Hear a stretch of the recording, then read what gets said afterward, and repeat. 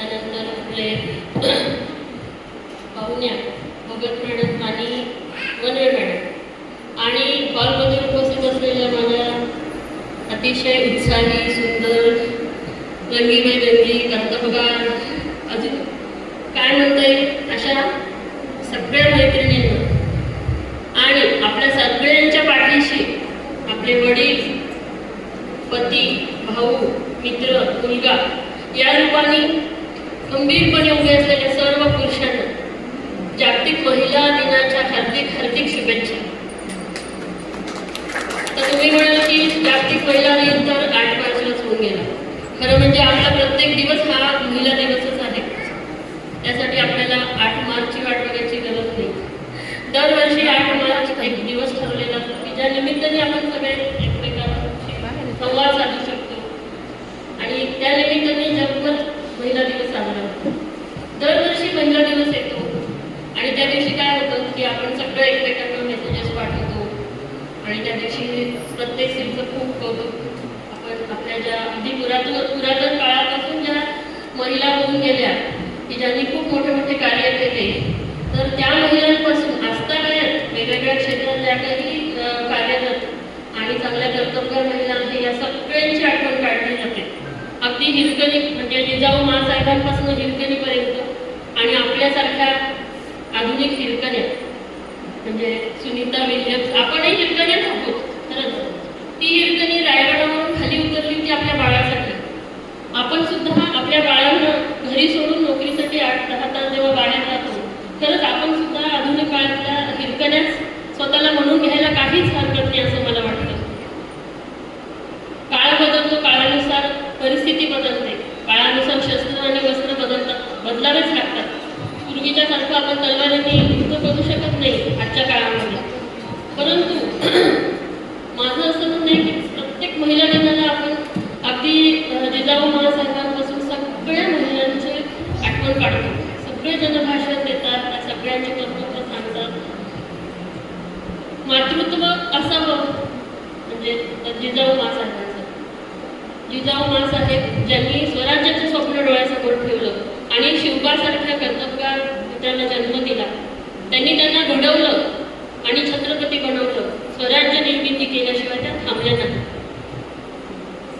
नेतृत्व असावं तर झाशीची राणी लक्ष्मीबाई सारखं की ज्यांनी स्वातंत्र्याचा वेळ समोर ठेवून त्यांचे जेव्हा पतीचं निधन झालं तेव्हा राज्यकारभार स्वतःच्या हातामध्ये घेतला. छोटंसं बाळ पाठीशी बांधून स्वातंत्र्यासाठी शेवटच्या क्षणापर्यंत लढल्या. कर्तृत्व असावं तर लोकमाता पुण्यश्लोक अहिल्यादेवी होळकर यांच्यासारखं. आता तुम्ही म्हणाल की खूप साऱ्या कर्तबगार स्त्रियांमध्ये हे एक नाव आलंय. हे नाव नवीन नाहीये, परंतु इतिहासाच्या याच्यामध्ये खूप मागे गेलेलं असं नाव आहे.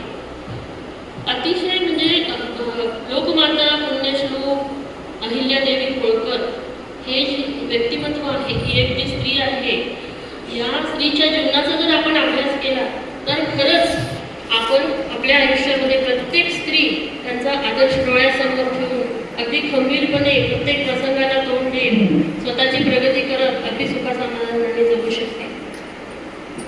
यावर्षी मी बाकीच्या तर सगळ्या महिलांबाबत दुसऱ्या बाकी सगळ्या बोलतीलच, परंतु मला यावर्षी स्पेशली म्हणजे विशेषतः बोलावंसं वाटतंय अहिल्यादेवी होळकर यांच्याबद्दल. कारण आता मागच्या महिन्यातच एक अखिल भारतीय महिला परिषद अहमदनगर म्हणजे आताचं जे अहिल्यानगर आहे तेथे अखिल भारतीय महिला परिषद भरली होती चोंडी या गावी.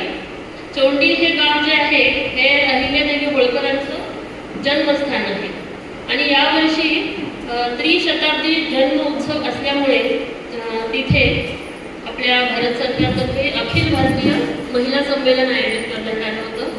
त्यामध्ये आपल्या देशातल्या कानाकोपऱ्यातून म्हणजे काश्मीरपासून कन्याकुमारीपर्यंत आणि पूर्वेपासून पश्चिमेपर्यंत सगळ्या राज्यातल्या सगळ्या क्षेत्रात विशिष्ट कार्य करणाऱ्या मान्यवर अशा महिलांना मान्यवर पाहुण्या म्हणून बोलवण्यात आलं होतं. त्यामध्ये मलाही जायला मिळालं संधी, हे खरंच मी माझं नशीब समजते. तर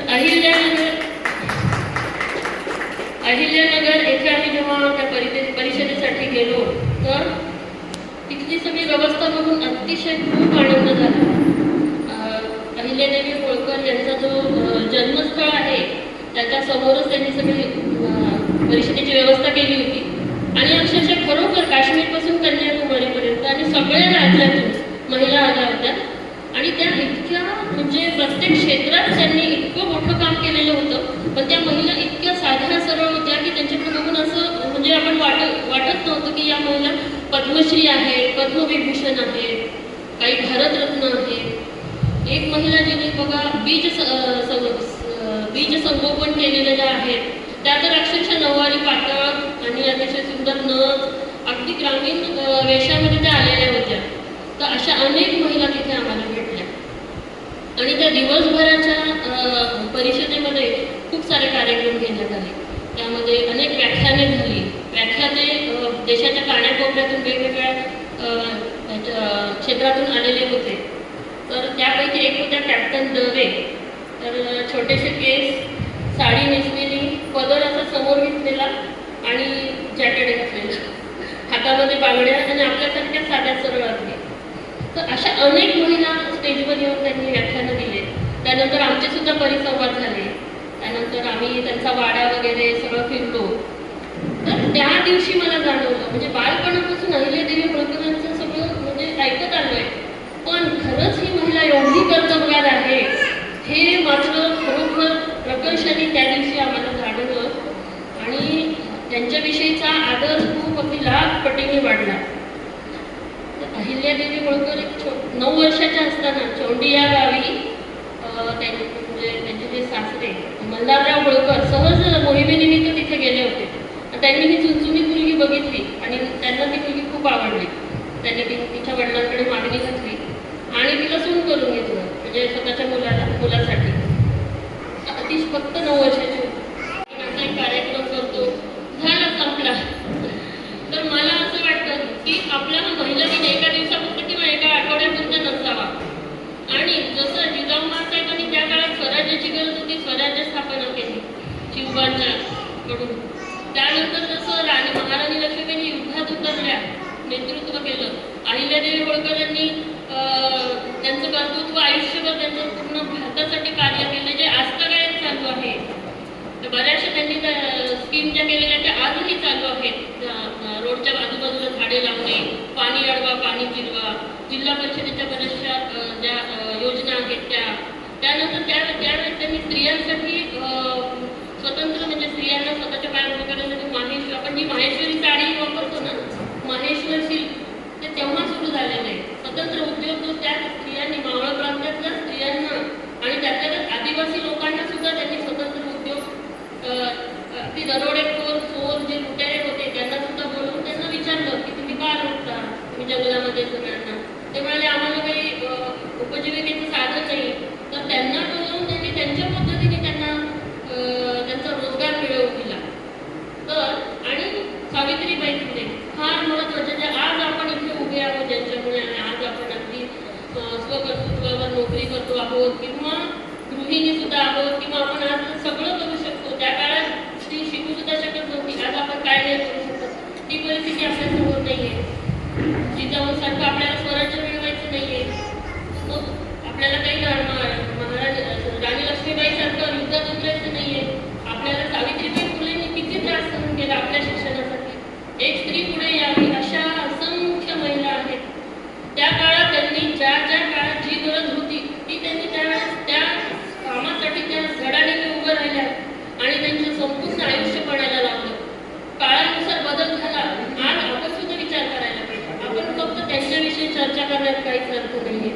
मला असं वाटतं आपण पण त्यांचा काहीतरी आदर्श घेऊन आपल्या आयुष्यामध्ये त्या गोष्टीचा इम्प्लिमेंट केलं पाहिजे. त्यांचा आदर्श आपण घेतला पाहिजे. आता तुम्ही म्हणाल मॅडम आम्ही काय युद्धाला जाणार की आता आम्ही काय करणार. काळानुसार बदल झालेला आहे. आज काय गरज आहे काळानुसार हे ओळखा. आपण नोकरी करणाऱ्या स्त्री असो किंवा गृहिणी असो, तर गृहिणी या अर्थात शब्दाचा सुद्धा एक खूप सुंदर अर्थ मला कळाला आहे. त्यामुळे आज तुम्हाला सांगावंच वाटतं. आपण सगळ्या आधी गृहिणी आहोत आणि नंतर आपण नोकरी किंवा काही काम करणाऱ्या महिला. गृहिणी म्हणजे जिचं सगळं घर ऋणी असतं, कारण ती सगळ्या घरामध्ये ती सगळ्या प्रकारे कितीतरी हाताने काम करत असते. सगळे